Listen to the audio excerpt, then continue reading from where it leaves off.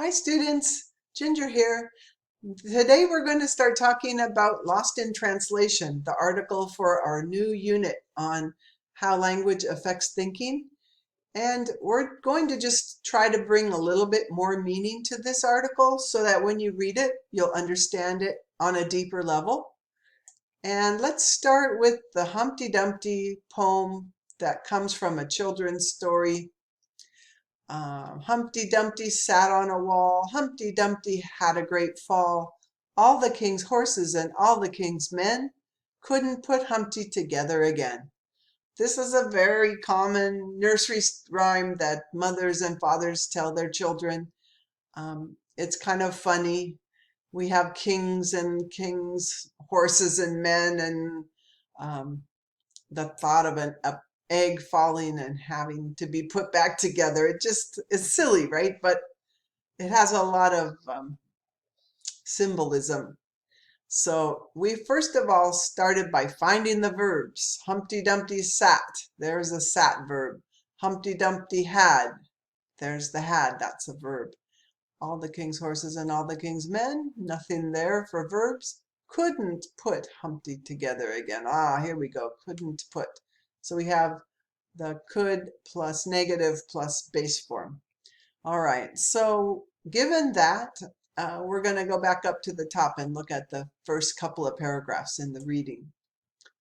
Okay, so the question, do languages we speak shape the way we think? That question isn't answered until the very end, the very final paragraph. So when you read all the way to the end, just save your really close research for the very last paragraph and look for the main idea there. Until then, first they talk about Humpty Dumpty, and then they're talking about how Humpty Dumpty relates to different languages.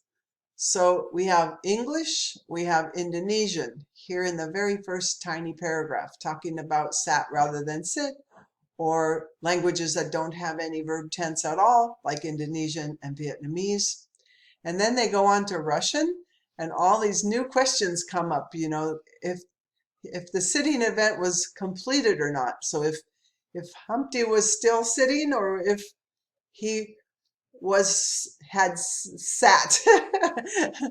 So that there are different verbs, completely different words for those two things, to be in motion in the process or to be done with the process. And so that's a whole different way of looking at an action, right? Totally different. I mean, you could say that the present progressive or the past progressive was sitting on the wall, shows the action, but we still don't really care about whether the bottom of the egg is touching the wall or not, if you know what I mean. Okay, and that's Russian. Then you go on to Turkish, and Turkish, you have to add who did it. If you heard about it or read about it, you use a different form than if you actually saw it with your own eyes. So all of that is quite interesting. So we have Indonesia, we have Russia, Turkey, and then they put them all together. Do these four speakers end up understanding their experiences differently because of the language they speak and the way the language takes apart action and action. It's like a different way of thinking. You get that. Okay, so that's what we talked about in class. And then when you go all the way to the second page and you get down to here, all this new research shows that the languages we speak not only reflect or express our thoughts, but also shape the thoughts we wish to express. So that's the answer to that original question. And then we talked a little bit about when we write on the topic of language and thinking, what verb tense we might use. And so we looked at this and we were going to see what tense this is in. And so here we have speak, shape, express. Those are all in the present tense, right? And then we have can differ. We have, say, change.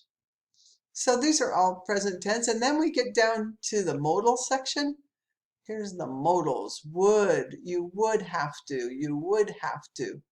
And so would be a different form. So modals are also coming into play when you're writing about language. So that's good to keep in mind as you think about writing about this topic. Let's see, was there anything else? Oh, this word causality. Causality. Does that look like cause to you? C-A-U-S-A-L-I-T-Y, causality? Causality means how it happens, how something happens, what causes it.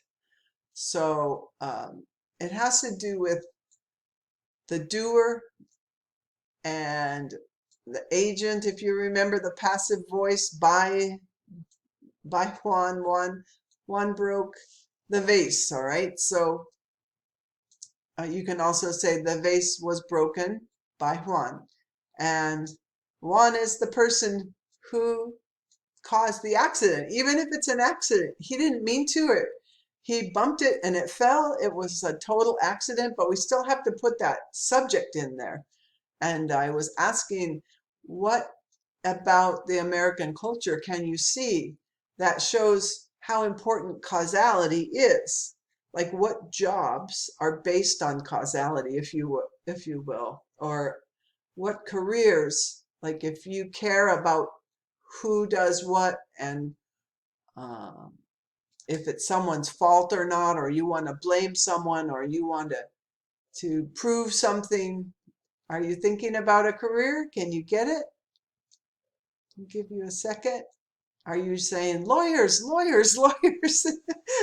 Yes, that's the legal field. The legal field is all about who did it, right? And trials and courtrooms and judges and juries and lawyers.